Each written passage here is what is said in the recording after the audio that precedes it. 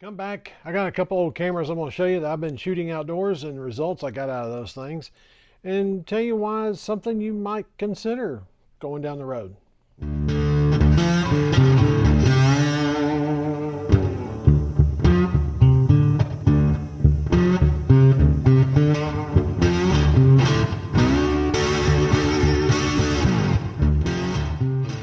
Okay, so everybody knows that one of my biggest things is photography. I love shooting photography, even when I'm out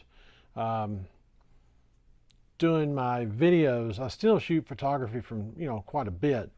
So I'm always one of the better cameras I have is this right here. As far as not megapixel, but this is a full frame digital. This is a Canon 5D Mark II. But it shoots some awesome pictures. We're not going to talk about that one today. Today we're going to be talking about two other cameras that I've got in my arsenal that, well, they're quite old, but they still take really good pictures. And this is why I want you to consider, maybe you're just starting out in the photography world or whatever, and you don't want to spend a bunch of money buying a camera. So pick up something older and learn how to shoot. So that's one of the things I'm going to show you is you can get good results out of the older cameras still. And I wouldn't suggest it if I couldn't prove it. And I'll prove it here in just a minute. So let's look at the first camera. Okay, so the first camera we're going to talk about is a Canon, of course. I'm a big Canon fan, love the color science behind Canon. You really get true natural colors coming out of these cameras. But anyway, this one is a Canon EOS 400D or EOS Digital Rebel XTI, or in Japan it's known as the KISS Digital X. 10 megapixel camera. It does use the APS-C sensor. It does shoot RAW, and the only other downside to this is you can't shoot video. Now, I have compared this camera to my SL3, which I have shot video on for years on this channel. The body is the exact same size and everything, so it's a very small camera. So I guess I'll say if you have small hands, if you're a woman wanting to get into photography and you want something that's a small package, and even with the nifty 50 or the 50 millimeter lens attached to it, it's a really small package. I mean, compared to my big old Canon 5D Mark II, look how much bigger this camera is than this one.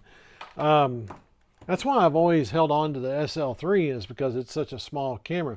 Now, I do not get the full purchase on the camera grip all the time. Depends on how I'm holding it. Now, right now, I do. I do wear an extra large glove, so that ought to tell you something. I consider extra large hands. Anyway, camera has all your modes you need to start shooting. You can put in, you can put in automatic and just start shooting, and you're going to get good results. The one thing this camera does have is a proprietary battery, which are still found. Matter of fact, this particular battery, if I'm not mistaken, is an Amazon battery. Yep, it's K-Star. I've used the K-Stars quite a bit and had great luck out of them. I haven't had any problems out of those batteries at all. Well, that just started happening. There it goes.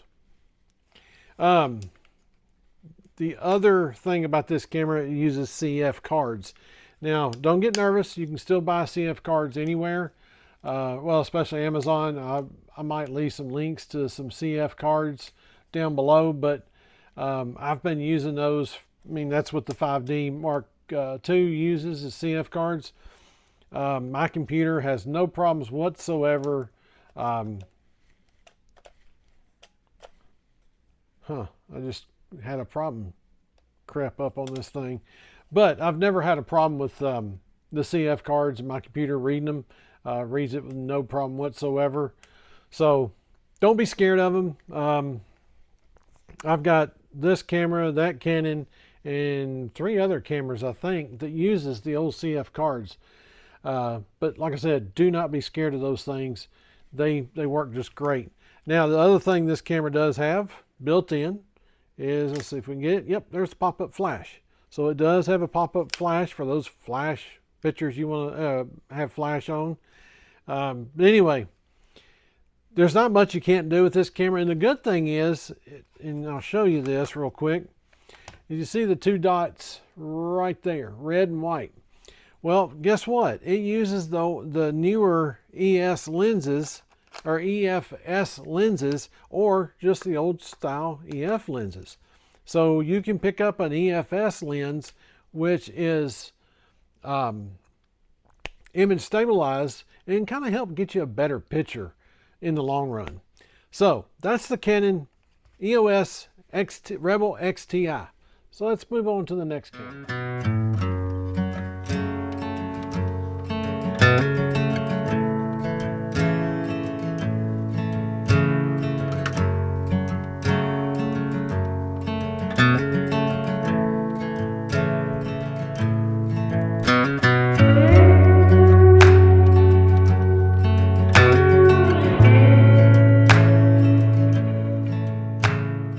Okay, so the next camera we're going to get into, totally different brand.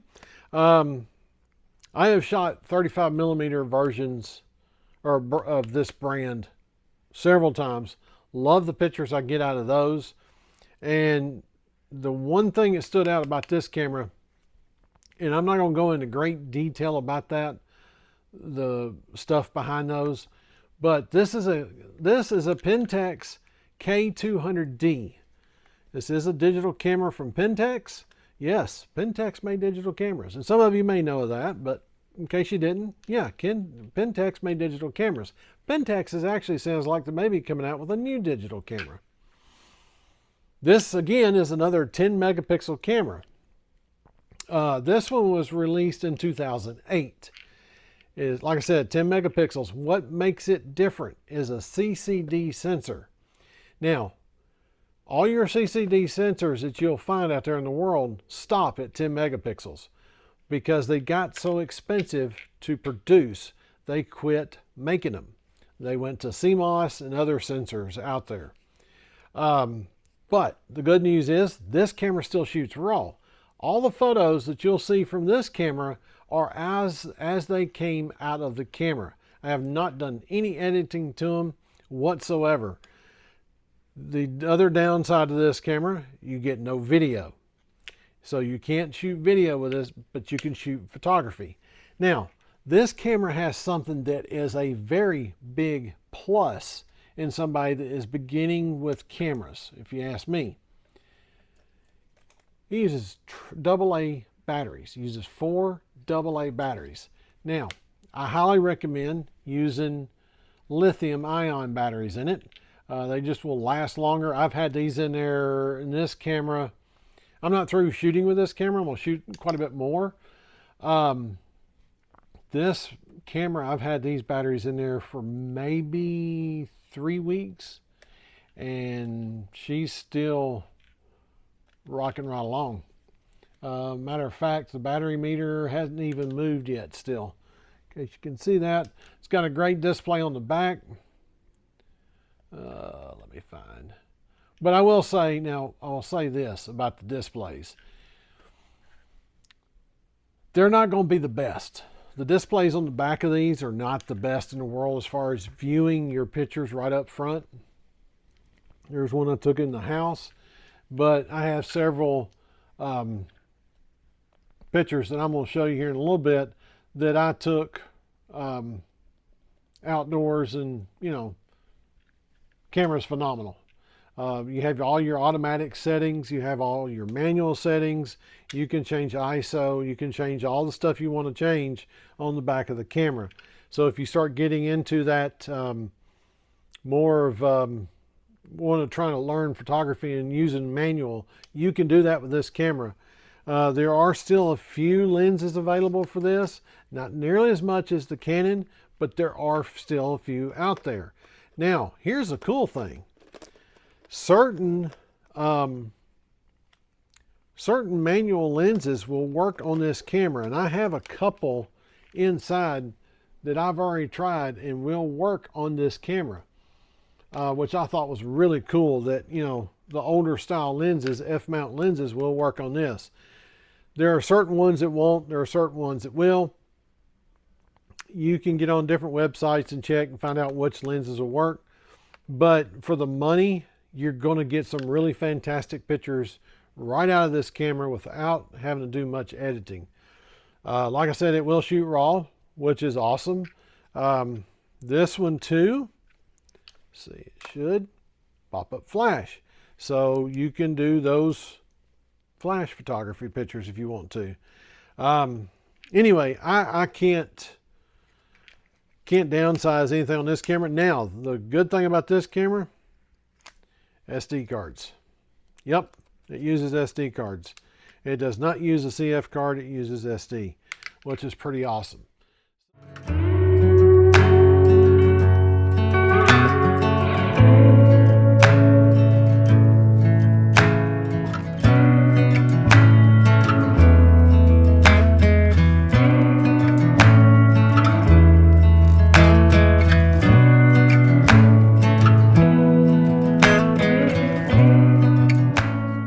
So anyways, guys, that's a couple of the cameras I've been shooting on here of late. They're not brand spanking new. They're not mirrorless. They're not any of that stuff. They're old, just old cameras. Both of them, one of them from 2008, the other one from 2006. And you're still getting amazing photographs out of those things. So anyways, guys, if you're looking to get into photography, don't look at brand spanking new. There's still plenty of life in these older cameras. And there's still plenty of life for somebody just wanting to learn to get out there and shoot. So that's it for this one, guys. I hope you enjoyed it. If you have any questions, ask down below and hopefully I can answer it. I didn't want to get too technical on this because, for one, I hate the technical stuff. If you want to find somebody that talks for 15 minutes about all the technical stuff about them, go right ahead. There's plenty of people out there in the world that do. Me, I'm just sharing the cameras themselves and hope you enjoy it. See you on the next one. Be prepared.